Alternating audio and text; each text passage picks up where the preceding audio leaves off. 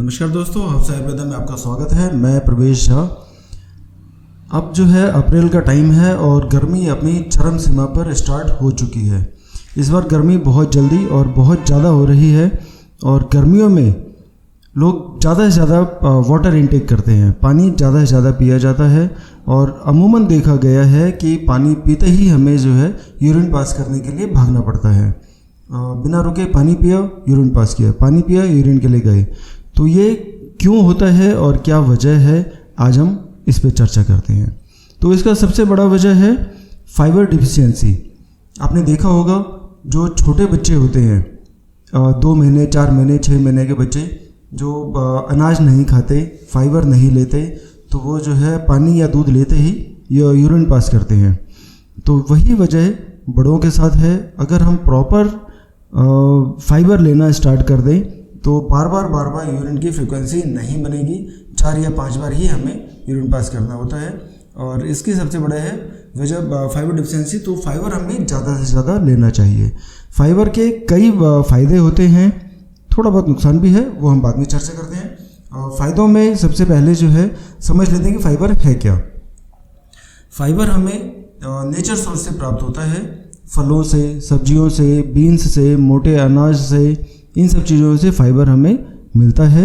Fibre जो है carbohydrate होता है, यह शरीर द्वारा पूरी तरह से ऑब्जर्व नहीं किया जाता। फाइबर हमें फलों और सब्जियों से और मोटे अनाज से प्राप्त होता है। 2 तरह के फाइबर है, सोल्यूबल फाइबर यानी घुलनशील जो पानी में ऑब्जर्व हो जाता है, और दूसरा फाइबर होता है इनसोल्यूबल फाइबर जो पानी में नहीं घुलता। सोल्यूबल फाइबर में जो है सेब है, ओट्स है और चिया सीड्स हैं, बहुत सारे नट्स हैं, बीन्स से हमें जो है फाइबर, ये सोल्यूबल फाइबर है। इससे हमारा ब्लड शुगर कंट्रोल रहता है, कोलेस्ट्रॉल नॉर्मल रहता है, तो हमें सोल्यूबल फाइबर लेना चाहिए। साथ ही साथ इनसोल्यूबल फाइबर भी हमारे लिए बहुत ही ज़्यादा ज़रूरी है। इनसोल्यूबल फाइबर में जो घुलनशील फाइबर नहीं होते, जो पानी में जो अच्छी पूरी तरह से नहीं घुल सकते, उसको लेने से हमारी कॉन्स्टिपेशन की समस्या लगभग समाप्त हो जाती है।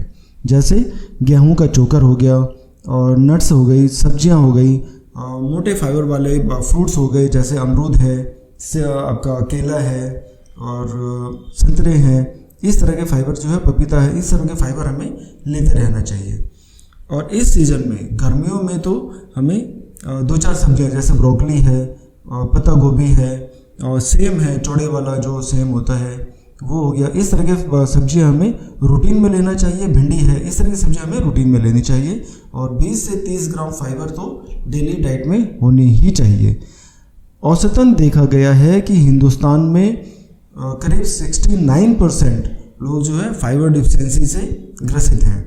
इतना फाइबर सोर्स होने के बावजूद लोगों को फाइन फ्लोर ही पसंद आता है। समोसे, चाउमीन, बर्गर, यही लोगों को पसंद आता है। इतनी खाने की चीज़ें हैं, फ्रूट है, सब्जियां हैं, लेकिन इन सबको छोड़कर बिना फाइबर वाले खाना ही लोग पसंद करते हैं। फाइबर से होने वाले जो फ़ायदे हैं वो कई तरह के फ़ायदे हैं। जैसे नंबर 1, ब्लड शुगर हमारा कंट्रोल रहता है, डाइजेशन हमारा इम्प्रूव होता है फाइबर लेते रहने से, और कोलेस्ट्रॉल हमारा जो है बैलेंस रहता है। इसके साथ साथ ओबेसिटी की समस्या फाइबर लेने से नहीं होती और हमारा इंटेस्टाइन जो है वो हेल्दी रहता है।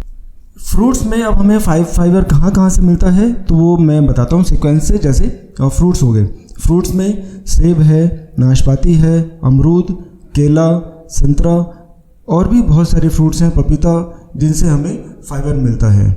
उसके अलावा वेजिटेबल्स में गाजर है, भिंडी, मूली, ब्रोकली, पत्ता गोभी, मोटे सेम, ये सब सब्जियां जो है बहुत रिच फाइबर वाले हैं। इन सब के अलावा मोटा ग्रेन जो मोटे अनाज होते हैं, जैसे गेहूं है, रागी है, बाजरा है, जौ है, इस तरह के अनाज हमें नियमित रूप से सेवन करना चाहिए।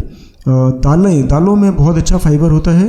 अरहर की दाल, मूंग की दाल, सोया दाल और चने की दाल, राजमा, इन सब में भरपूर मात्रा में फाइबर पाया जाता है। इसके अलावा कुछ सीड्स हैं, जैसे चिया सीड्स हो गया, फ्लैक्स सीड हो गया, सूरजमुखी के बीज हो गए, और नट्स में बादाम है, अखरोट है, और ये जो है फाइबर के बहुत बड़े सोर्स हैं।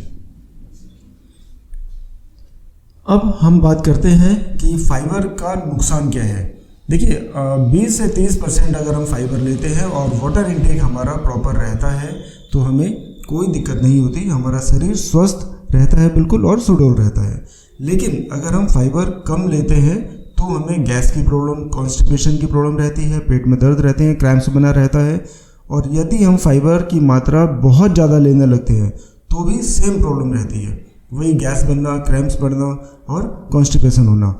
लेकिन दोनों में फ़र्क ये है, एक तरफ फाइबर नहीं लेने से और दूसरी तरफ अत्यधिक मात्रा में फाइबर लेने से। अगर हम फाइबर का इंटेक ज़्यादा करते हैं तो उसको डाइजेस्ट करने के लिए, उसको पचाने के लिए हमें पानी भी ज़्यादा लेना पड़ेगा, क्योंकि हमारे शरीर में पानी को रोकने के लिए फाइबर सबसे बढ़िया ऑप्शन है। अगर हम पानी की मात्रा ज़्यादा नहीं लेंगे, सिर्फ फाइबर की मात्रा ही ज़्यादा लेते रहेंगे तो फाइबर जो है वो एक गुठली के रूप में बन जाएगा और वो हमें परेशान करेगा।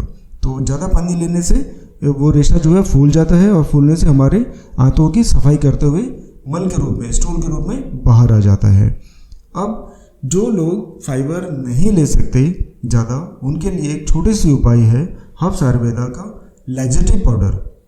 लैक्सेटिव पाउडर में हम 50 ग्राम हस्क, जो इसबगोल होता है नॉर्मल, इसबगोल को थोड़ा सा तवे पे रोस्ट कर लेंगे। रोस्ट करके उसे 10-15 मिनट छोड़ देंगे खुली हवा में ठंडा होने के लिए, और उसे लैक्सेटिव पाउडर में प्रॉपर मिक्स करके और रात में खाने से 1 से 1.5 घंटे पहले या आधा से 1 घंटा पहले अगर हम 2 चम्मच गुनगुने पानी से ले लें तो हमारा पेट जो है पूरे इंटेस्टाइन को क्लियर करके अच्छी तरह से पेट साफ हो जाता है। और कोलेस्ट्रॉल, ब्लड शुगर में भी हमें इससे बहुत ज़्यादा फायदा मिलता है।